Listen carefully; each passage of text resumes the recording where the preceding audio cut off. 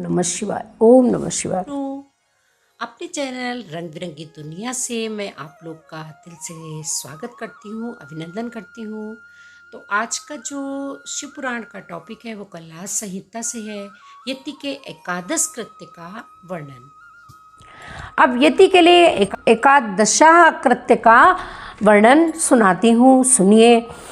स्कंद जी कहते हैं, वाम पूर्वक यति का एकादशा प्राप्त होने पर जो विधि बताई गई है उसका मैं तुम्हारे स्नेहवश वर्णन करता हूँ। मिट्टी की वेदी बनाकर उसका सम्मार्जन और उपलेपन करें। तत्पश्चात पुण्याहवाचन पूर्वक प्रोक्षण करके पश्चिम से लेकर पूर्व की ओर 5 मंडल बनाएं और स्वयं श्राद्धकर्ता उत्तराभिमुख बैठकर कार्य करें।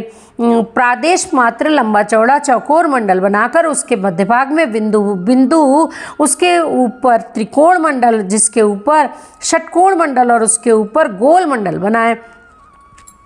फिर अपने सामने शंख की स्थापना करके पूजा के लिए बताई हुई पद्धति के क्रम से आचमन, प्राणायाम तथा संकल्प करके पूर्वोक्त 5 आतिवाहिक देवताओं का देवेश्वरी देवियों के रूप में पूजन करें।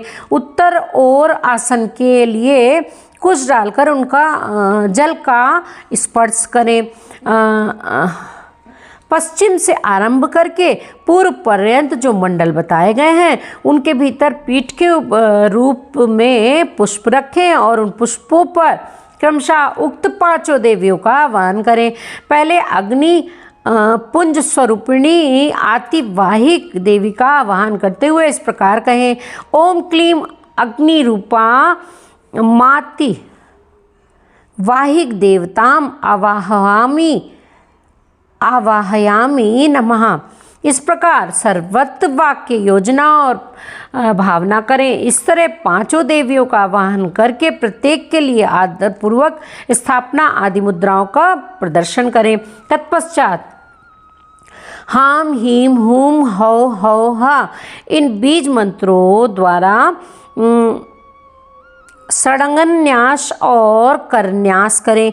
उसके बाद उन देवियों का इस प्रकार ध्यान करना चाहिए, उन सबके 4 हाथ हैं, उनमें 2 हाथों में वे पाश और अंकुश धारण करती हैं तथा शेष 2 हाथों में अभय और वरद मुद्राएं हैं।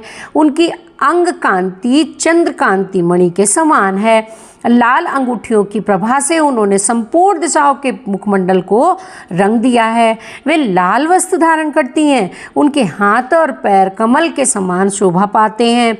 3 नेत्रों से सुशोभित मुख वाली मुख रूपी पूर्ण चंद्रमा की छटा से वे मन को मोह लेती हैं। माणिक के निर्मित मुकुटों से उद्भासित चंद्रलेखा उनके सीमंत को विभूषित कर रही हैं। कपोलों पर रत्नमय कुंडल झलझला रहे हैं।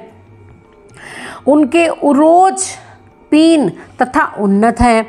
हार, केयूर, कड़े और करधनी की लड़ियों से विभूषित होने के कारण वे बड़ी मनोहारिणी जान पड़ती हैं। उनका कटिभाग कृश और नितंब स्थूल है। उनके अंग लाल रंग के दिव्य वस्त्रों से आच्छादित हैं।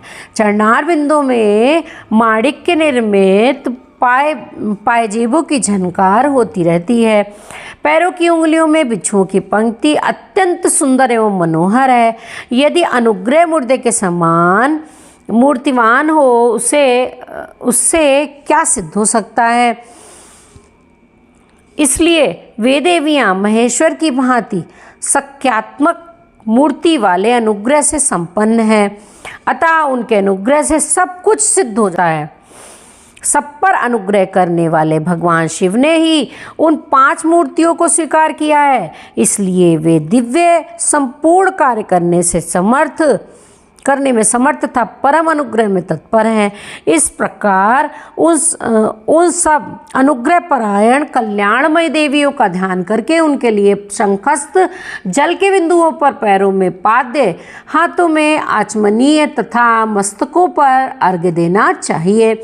तदंतर शंख के जल की बूंदों से उनका स्नान कर्म संपन्न करना चाहिए। स्नान के पश्चात दिव्य लाल रंग के वस्त्र और उत्तरी अर्पित करें। बहुमूल्य मुकुट तथा एवं आभूषण दें। उन वस्तुओं के अभाव में मन के द्वारा भावना करके उन्हें अर्पित करना चाहिए। तत्पश्चात सुगंधित चंदन, अत्यंत सुंदर अक्षत तथा उत्तम गंध से युक्त मनोहर पुष्प चढ़ाएं। अत्यंत सुगंधित धूप और घी की बत्ती से युक्त दीपक निवेदन करें। इन वस्तुओं को अर्पण करते हुए आरंभ में ओम हीम का प्रयोग करके फिर समर्पयामि नमः बोलना चाहिए तथा ओम हीम अगन्यादि रूपाभ्यः पंचदेवीभ्यः दीपम समर्पयामि नमः।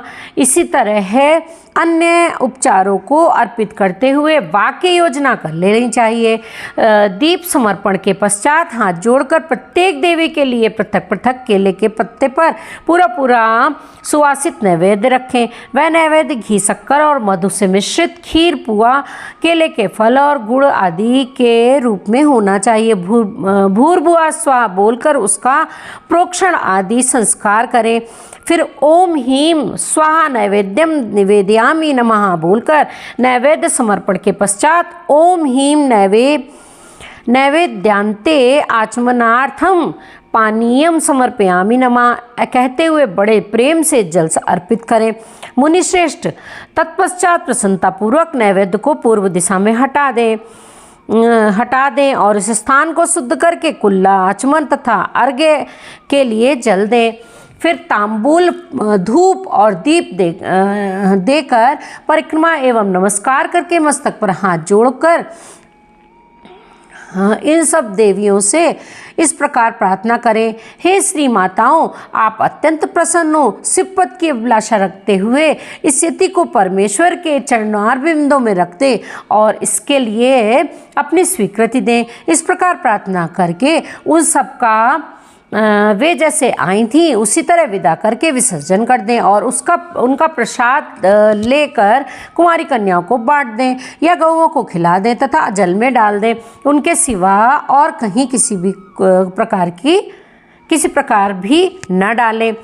वही पाणव करें। यति के लिए कहीं भी एकोदिष्ट श्राद्ध का विधान नहीं है।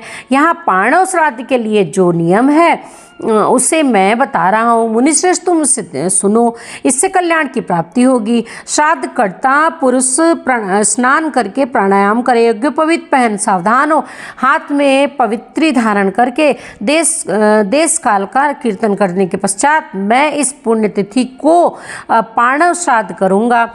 इस तरह संकल्प करें। संकल्प के बाद उत्तर दिशा में आसन के लिए उत्तम पुष्प बिछाएं।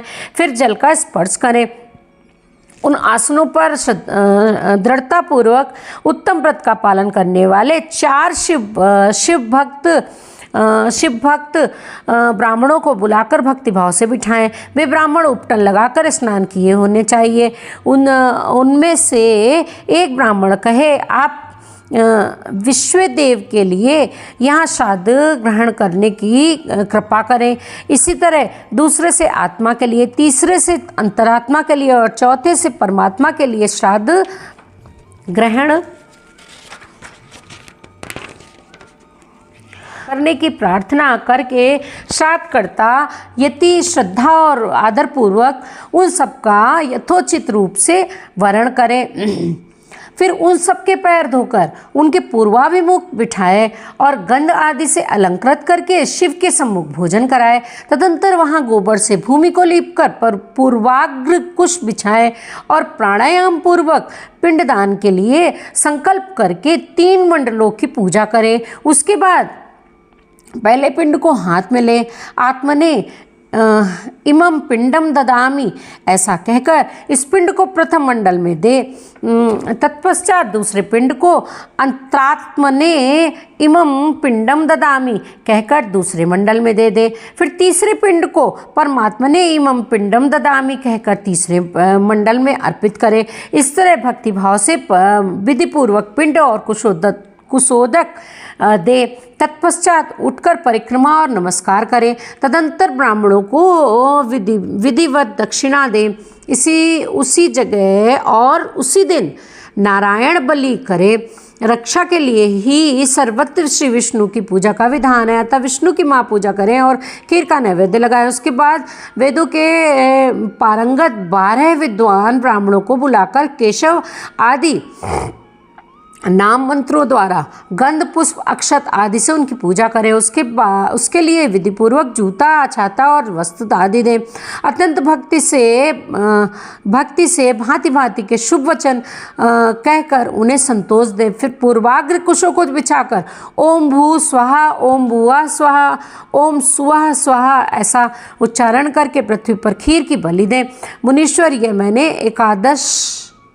एकादशा की विधि बताई है। अब द्वादशा की विधि बताता हूँ, आदर पूर्वक सुनो। बोलो शंकर भगवान की जय।